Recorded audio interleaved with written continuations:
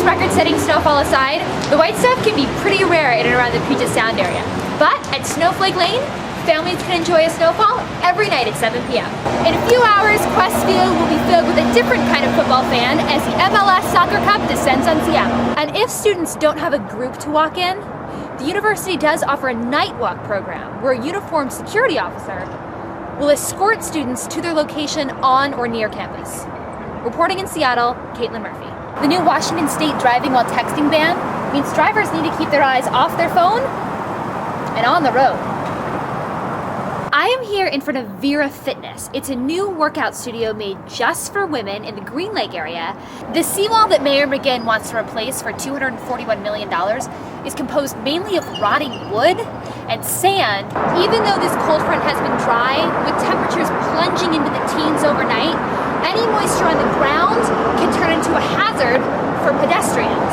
Jake Locker is only a junior at the University of Washington, but with the buzz that he could be a first-round draft pick, Jake's game here on Saturday could be his last one for the Huskies. This girl's doing it. This guy's doing it. Celebs are doing it. And of course, this guy's been doing it forever.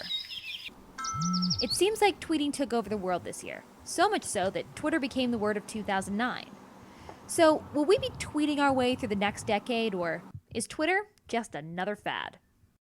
I don't know. I honestly don't know. I don't use Twitter. I think it'll last, but I think we might, something else might come along. The ones that were really big and huge and popular, now no one really remembers them. I suspect it will be a similar process. I think it'll probably go the way of MySpace, just phase out of, it'll still exist, it won't be obsolete, but probably just kind of a fad. Kathy Gill, who teaches digital media courses in the University of Washington's digital media program, is writing a book on Twitter, and she disagrees. Twitter or something like it that enables us to tap into real-time public web messages is not going away. I think of Twitter like email. Okay, so email has been around for a really long time. It's changed during that time, but the protocol that underscores email has not changed. Twitter rests on SMS protocol. That protocol is not going away. Kathy also makes the case that one of Twitter's strengths, and another reason why it might stick around, is its ability to facilitate first-on-the-scene breaking news. A perfect example of that? The first pictures of the Hudson plane crash were posted on Twitter. But if you're counting on tweeting for years to come, Kathy is quick to point out that the digital media space changes very quickly. 5 years ago, we had just gotten YouTube. That's crazy. 5 years ago, Twitter wasn't even an idea. 5 years is so long in this space. I'm just not going there. So whether or not Twitter sticks around remains to be seen. But one thing is for sure. Twitter has everyone talking. Or should I say, tweeting.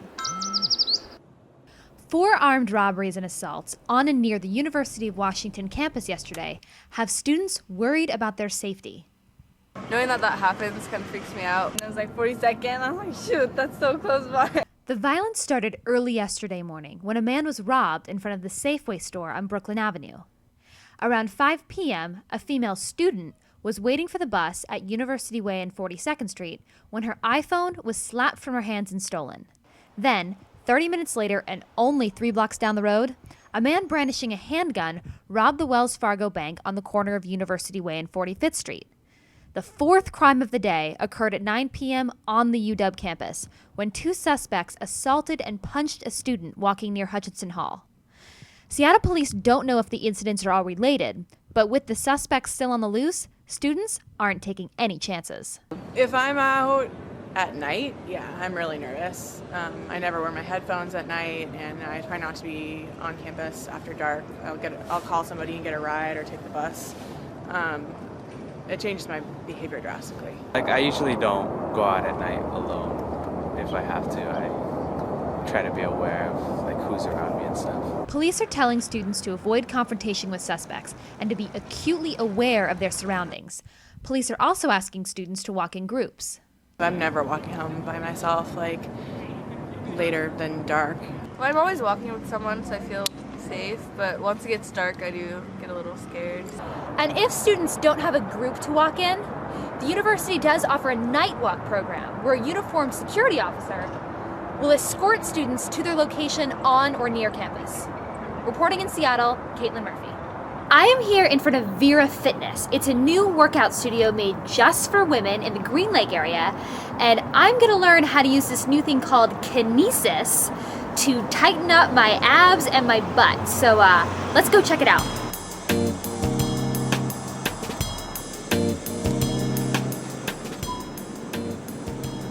I'm here with Erin Usher, and you are an instructor here at Vera Fitness, right? That's correct. Okay, so can you tell me a little bit about Vera Fitness? Vera Fitness is an all-women's gym. We are about creating holistic fitness experience for women. What makes the workouts here different than, say, some other gyms? We develop a new routine every month. So it's not like they're coming in and just doing something random. And then as soon as they really master it, we bring in something new. Super. It's Yeah. nice to always keep the body Exactly. guessing that way. Exactly. All right, so let's go ahead and let's take a look at some of the kinesis stuff you have. Great. Let's get a tour. Okay. There are 4 different modules, each different, and we spend a couple minutes on each module.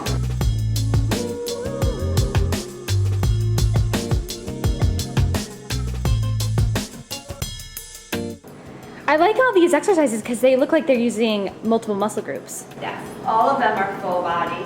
So it's a plank with a row, and just holding and doing some bicep curls. It's a pulley system, and they move in 360 degrees around the body.